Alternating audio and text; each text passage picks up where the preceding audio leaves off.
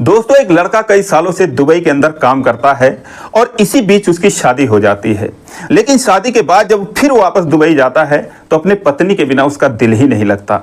वो हमेशा के लिए वो काम छोड़कर अपने देश वापस आ जाना चाहता था कि ताकि वो अपनी खूबसूरत पत्नी के साथ अपना वक्त बिता सके। लेकिन दोस्तों, इससे उस कंपनी का बड़ा नुकसान होने वाला था। फिर कंपनी वालों ने एक आइडिया लगाया कि उसकी पत्नी को ही वहां पर बुला लिया कि ताकि वो अपने पत्नी के साथ भी रह सके और उनका काम भी होता रहे। लेकिन दोस्तों, कहते हैं कि आप कितना भी पैसा कमाओ लेकिन कभी भी अपनी पत्नी को दुबई में या गल्फ कंट्री में लेकर नहीं जाना चाहिए, क्योंकि वो वहाँ पर सुरक्षित नहीं रह पाती हैं। दोस्तों, ये बात उसे भी इस बात का हमेशा डर लगा रहता था और एक दिन जब उसके मालिक की नज़र उसके पत्नी पर पड़ती है तो दोस्तों वो उसका दीवाना हो जाता है।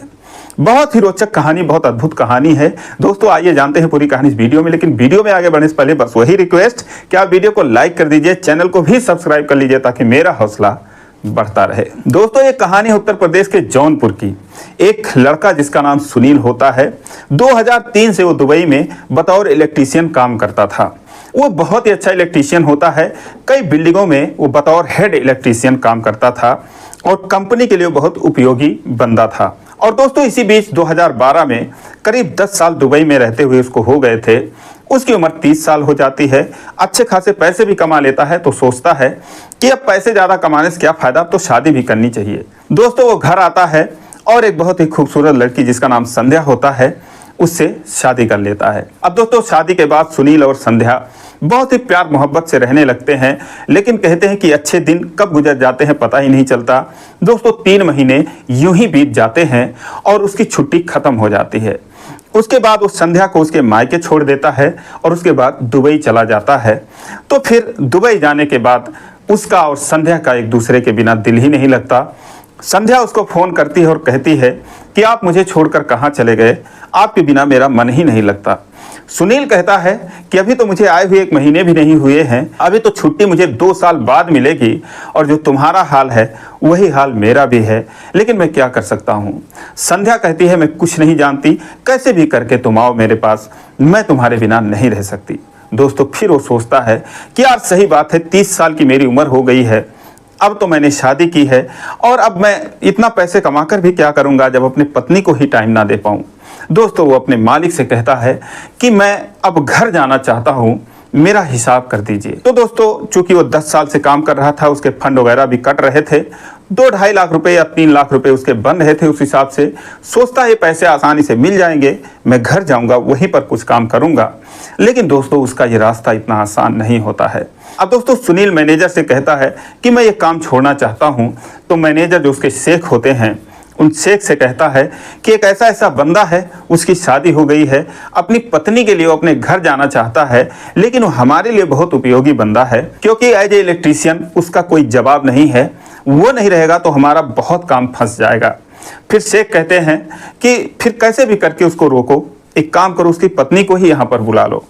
लेकिन मैनेजर कहता है कि ये पॉसिबल नहीं है, क्योंकि दोस्तों, जो गल्फ कंट्री के रूल होते हैं, अगर कोई इंजीनियर है, कोई डॉक्टर है या कोई मैनेजर है या कोई बहुत बड़े पोस्ट पर है जिसकी कमाई कम से कम 2-4 लाख 6 लाख रुपए महीने हो, तभी वो अपने पत्नी को वहाँ पर ले जा सकता है, क्योंकि वो नहीं चाहते कि उनका स्टैंडर्ड कोई आके इस तरीके से गरीब बंदा खराब करे। लेकिन दोस्तों, इसका भी उपाय उन लोगों के पास था।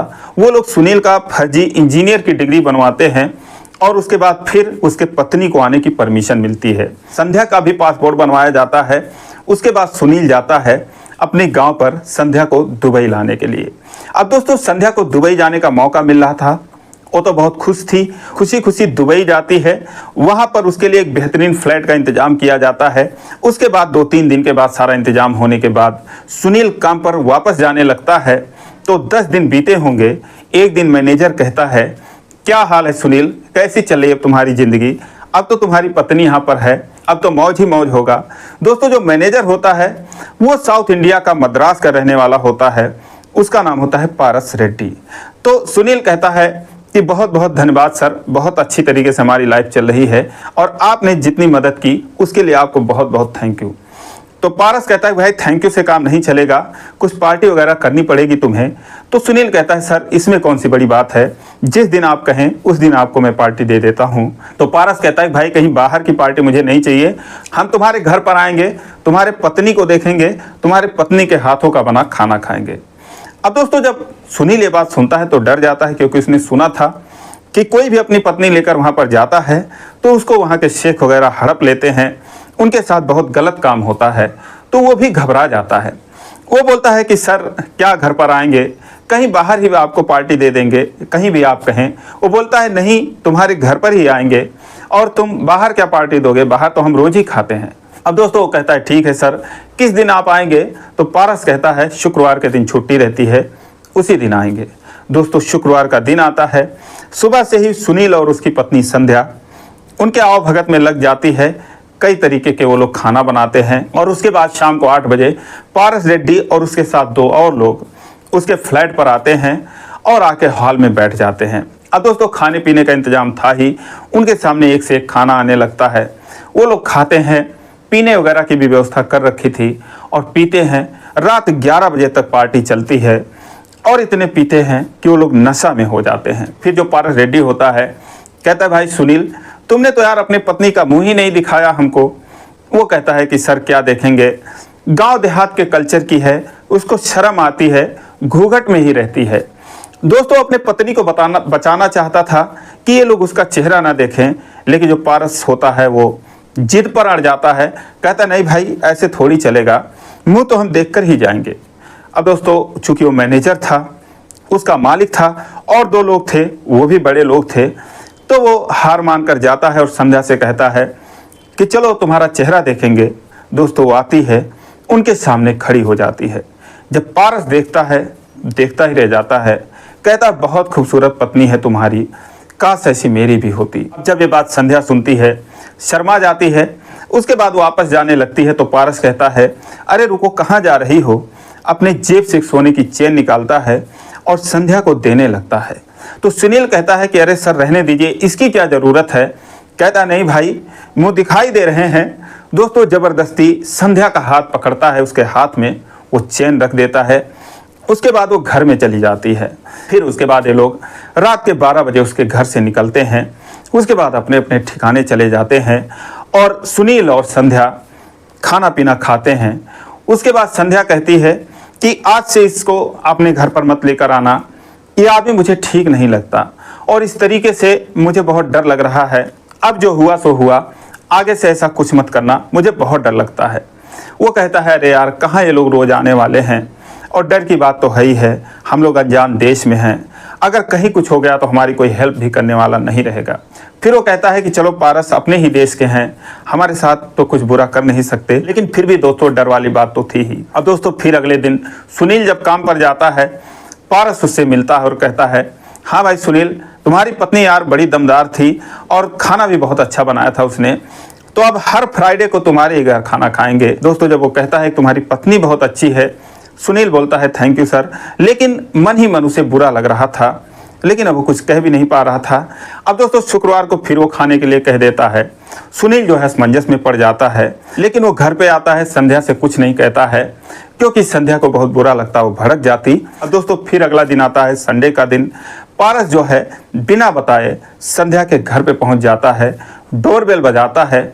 संध्या दरवाज़ा खोलती है तो सामने पारस को देखती है। अब जब उसको देखती है चौंक जाती है, कहती है सर आप यहाँ पर, वो घर में नहीं हैं। तो कहता है कि मुझे पता है वो साइड पे है, क्या तुम अंदर नहीं बुलाओगी मुझे। संध्या डर जाती है, लेकिन वो जानती थी कि ये बहुत बड़ा आदमी है, अगर इससे कुछ मैं कहूँगी उल्टा सीधा तो क्या पता मेरे पति के साथ ही कुछ ये कर दे। वो दोस्तों अंदर चली जाती है, पीछे पीछे पारस भी चला जाता है, एक सोफे पर बैठ जाता है। और उसके बाद संध्या जो है वो डर जाती है, एक कमरे में जाती है और सुनील को फ़ोन लगा देती है कि वो आदमी जो है वो घर में घुसाया है। सुनील कहता है कि वो कैसे वहाँ पर चले गए। कहती है कैसे भी करके जल्दी आओ। वो कहता है मैं तो बहुत दूर हूँ, लेकिन फिर भी आने की कोशिश करता हूँ। अब दोस्तों फ़ोन कट जाता है। संध्या जो है फिर जाकर उसको देखती है तो पारस वहाँ पर बैठा रो रहा था। अब उसके समझ में नहीं आता, वो हैरान रह जाती है कि यहाँ पर बैठ के रो क्यों रहा है। वो उससे कुछ पूछती भी नहीं, क्योंकि वो तो डरी रहती है। दोस्तों 1 घंटा वहीं पर बैठकर रो रहा था। तब तक जो है वहाँ पर सुनील आ जाता है। तो सुनील जब उसको रोता हुआ देखता है, संध्या कहती है जब से आए हैं तब से ऐसे ही रो रहे हैं। वो जाके पूछता है सर क्या हुआ आपको, आप रो क्यों रहे हैं? तो दोस्तों वो और जोर से रोने लगता है। फिर वो पूछता है सर आप यहाँ आकर क्यों रो रहे हैं, क्या बात है? तो दोस्तों अपनी कहानी बताता है, बोलता है सुनील मेरी भी यार तुम्हारे पत्नी की तरह एक पत्नी थी, लेकिन उसने जो है दूसरी शादी कर ली क्योंकि मैं पैसों के पीछे भागता रहा। वो बार बार मुझे फ़ोन करती रही कि तुम आ जाओ, तुम्हारे बिना मेरा मन नहीं लगता, मेरा दिल नहीं लगता। लेकिन मैंने पत्नी के बजाय पैसों को अहमियत दी और उसने दूसरी शादी कर ली। तो आज मेरे पास करोड़ों रुपए हैं, लाखों रुपए महीने कमाता हूँ, लेकिन आज मेरी ज़िंदगी भिखारियों जैसी है। तो सुनील कहता है लेकिन सर आप यहाँ पर किस लिए आए, आखिर क्या काम है? तो कहता है कि मैं तुम्हारे पत्नी से पूछने आया था कि अगर तुम्हारी नज़र में मेरे लिए कोई लड़की हो तो मेरी भी शादी करवा दो। अब दोस्तों सुनील हैरान हो जाता है, कहता सर आपकी उम्र 40 साल की हो गई है, कौन सी लड़की आपसे शादी करेगी? तो संध्या कहती है कि मेरी एक बहन है, तलाकशुदा है, 35 साल उसकी एज है, क्या अगर उससे आप शादी करेंगे तो मैं बात करती हूँ। तो पारस कहता है कि कैसी भी लड़की हो बस मेरी शादी करवा दो, क्योंकि घर पे भी मेरा कोई नहीं है, माता पिता थे उन दोनों की मौत हो चुकी है, मैं अकेला पड़ गया हूँ, रिश्तेदार भी कोई मतलब नहीं रखते। तो संध्या कहती है ठीक है मैं बात करूंगी। अब दोस्तों उसके बाद वो अपनी माँ से गांव में कॉल करती है, जौनपुर में अपनी बहन से बात करती है और कई बार सुनील और संध्या की पारस से बात होती है, मुलाकात होती है। अंत में इन लोगों को भी लगता है कि पारस वाकई में सही बंदा है। दोस्तों संध्या की बहन का नाम राधा होता है। पारस जो है इंजीनियर था, उसके पास डिग्री थी असली वाली, तो वो जो है पासपोर्ट बनवाता है राधा का और राधा को दुबई बुलाया जाता है। पारस और राधा दोनों पति पत्नी के रूप में रहने लगते हैं। सुनील का जो फ्लैट था 2 बेडरूम का फ्लैट था, उसी में लोग एक साथ रहने लगते हैं और 1 साल बाद फिर गांव जाते हैं, एक मंदिर में सादगीपूर्ण तरीके से शादी करते हैं। उसके बाद फिर दुबई में आ जाते हैं और एक साथ बहुत शानदार तरीके से रहने लगते हैं। दोस्तों 10 साल वो लोग एक साथ रहते हैं। पारस वाकई में बहुत अच्छा आदमी था, बहुत सारे पैसे थे उसके पास। उसके बाद पारस ने उन लोगों को कई देशों की सैर कराई, 10 साल बहुत आराम से रहे। इस बीच पारस और राधा के 2 बच्चे हुए, संध्या और सुनील के भी 2 बच्चे हुए। सारे लोग दुबई में ही रहते थे। अब दोस्तों सब कुछ ठीक चल रहा था, लेकिन 2023 में 50 साल की उम्र में पारस रेड्डी की हार्ट अटैक से मौत हो जाती है। उसके मौत के बाद पूरा परिवार सदमे में डूब जाता है, सारे लोगों का रो रो कर बुरा हाल हो जाता है। उसके बाद किसी का दुबई में दिल ही नहीं लगता और सुनील वहां से सबको लेकर घर चला आता है। जो राधा थी उसकी पत्नी थी, मद्रास जाती है उसके घर पे, कुछ दिन रहती है लेकिन उसका वहां पर भी मन नहीं लगता। अंत में जो वहां पर उसकी प्रॉपर्टी थी थोड़ी बहुत, उसको वो बेच देती है और जो भी उसके खाते में पैसे वगैरह थे पारस रेड्डी के, क्योंकि पहले से पता था कि उसको दिल की बीमारी है, तो उसने सारा कुछ राधा के नाम कर रखा था। दोस्तों आज तो उनके पास पैसों की कमी नहीं है, लेकिन पारस रेड्डी की कमी उन्हें जिंदगी भर खलती रहेगी। वो लोग उसे बहुत याद करते हैं। तो दोस्तों ये रही कहानी। आप लोग कैसी लगी कमेंट करके जरूर बताएं और अच्छी लगी हो तो वीडियो को लाइक नहीं किया तो लाइक कर दीजिए, चैनल को सब्सक्राइब कर लीजिए। फिर मिलेंगे अगले वीडियो में, तब तक के लिए जय हिंद।